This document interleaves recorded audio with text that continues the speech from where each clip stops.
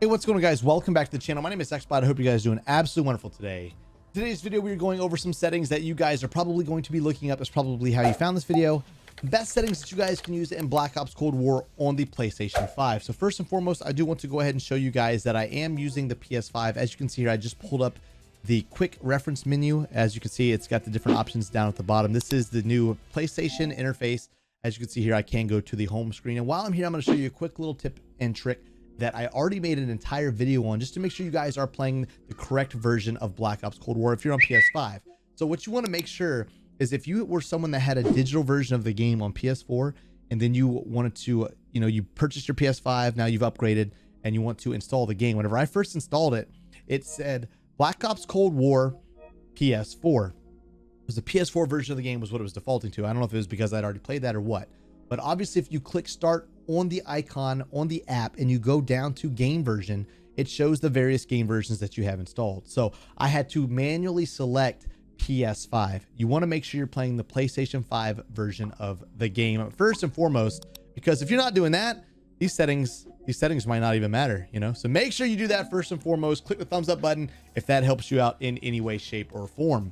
Now we're going to jump into the settings here on Black Ops Cold War, and we're going to run through them all super quick just to get you guys up to speed.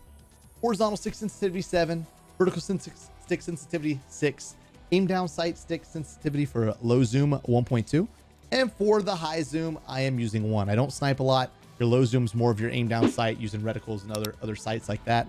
So I'm going to use 1.21 there. I'm going to leave 1 at default for the sniper. I don't know if I'll end up changing that later on this cycle or not. I don't flip my buttons. I moved over from PlayStation, so I keep my buttons the same for the L1, L2, R1, R2. And that's set up there. So for the vertical look, I leave that disabled. I don't play inverted. I don't know if I know anyone that does. If anyone in the watching this video or in the chat plays inverted, let me know down in the comments. I would love to know. I'd love to pick your brain about kind of why you play inverted with your joysticks. The controller vibration, I'm going to leave it enabled for right now. I will end up disabling this later on to give myself the best accurate shot possible, so I won't have to deal with any extra vibration or any extra movement going on in the controller. But right now, being that it's a new game, I want to get kind of the time to kill down. I want to get a good feel for it. I want to get that muscle memory, just feeling the shots, the hit markers, seeing them hitting, and all of that stuff. That's just a personal setting, a personal thing that I like to do personally. If you want to just skip past that and you want to get used to playing with vibration off, go ahead and disable that right now. That is something I will end up doing later on. Trigger effect enabled. Vibration sensitivity 100. My aim down sight assist and slow down and strafing aim assist, I'm leaving that to enabled. My airborne mantle behavior is going to be set to automatic. For my aim down sight and steady aim behavior is going to be set to hold. My armor behavior, I'm going to be applying 1 at a time. Whenever I move over to Black Ops Cold War Warzone, I'll probably change that to apply all, but for right now, I want to apply 1 at a time. And it's going to be aim based for my attack vehicle control mode. For the stick layout, I'm going to be playing default still, even though I don't have my Scuff Impact controller here on Call of Duty Black Ops Cold War yet. I do definitely want to move to a Scuff, but I used to play Claw back in the day. I'm going to try to use the continued stick layout here with default. I'm going to lose the minimum and maximum input thresholds set to their defaults as well at 0 and 99. My controller sounds, I have disabled them because I don't want any sound or audio coming through my controller. Any kind of audio that I'm receiving, I want it coming through my headphones. For my auto move forward and auto sprint, I have both of them disabled. My sprint behavior is set to toggle. Sprint cancels reload, I have it set to disable. Some players tell you to turn that on, and I'm going to tell you the reason why I leave it disabled. So what sprint cancel reload is, say you go to reload your weapon and you start to sprint, it would cancel the reload, right? It's kind of like an in-game scenario. The reason why I leave it disabled is because, say I'm in a situation where I pick up like a double kill or triple kill and my magazine is almost out of ammo, I want to be able to turn and run away if maybe a fourth person's coming, or try to get to an area where I have cover. And if I can sprint and reload simultaneously, I don't want my sprint canceling my reload at that given time. I want to be able to reload my weapon, get to a safe area, possibly take what information I've gathered at the time, and then try to pick up a kill, try to make a play on the player that may be pushing me, maybe challenging me at that given time. For parachute auto deploy, I'm leaving that set to enabled. My equipment behavior, I want to press to hold to use, and I want to tap to reload for my interact and reload. For the graphics section, the safe area bounds, you guys probably were prompted to set that up upon launching your game for the very first time. I'm leaving my colorblind mode set to default for the time being. My field of view, I have set it to 100. The default is 80. And I have changed my aim down sight field of view to affected. Previously, I thought independent could be the best option. Independent says aim down sight will zoom to the field of view of its intended value. For the affected, it says aim down sights will zoom to a value closer to your field of view setting. This does not apply to zooms with a magnification over 4 times.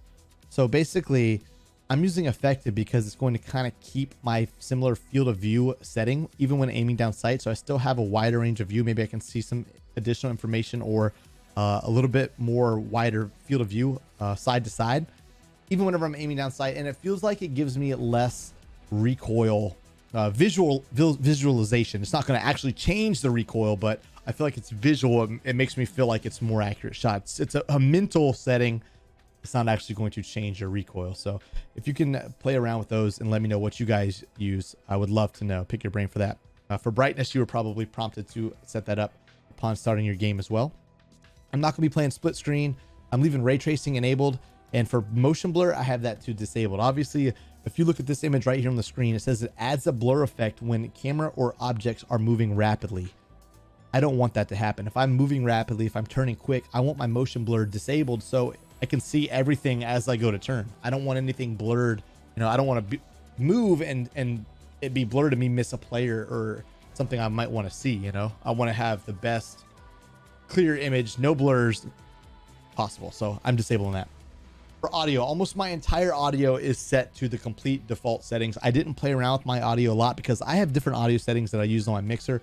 The only thing I did change was the audio preset. I changed it to headphones. That's literally the only thing I changed in this category. But like I said, I have different audio settings that I use. So if you guys need to play around with this some, you might want to turn the music volume down or some of the sound effects or cinematics or something like that. Something that might not be directly involving the information you're getting while in game. For interface, I'm leaving subtitles turned off. I want all of these settings being shown for my HUD elements, crosshairs, hit marker visuals, damage-based hit markers, ally health bars, enemy health bars, all of that stuff. I want every bit of it. So the most important one here is the damage-based hit markers. If you're doing more increased damage, as you can see on the right image, it has the red hit marker versus the white.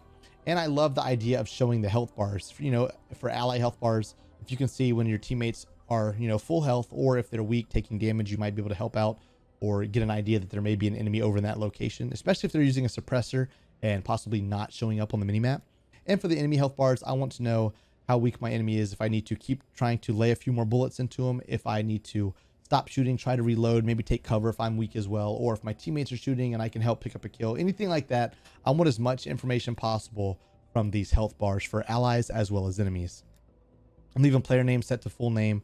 The horizontal compass I am going to leave up on the top screen right now, just so I have a good idea of my orientation. If I need to share that with my teammates, I can.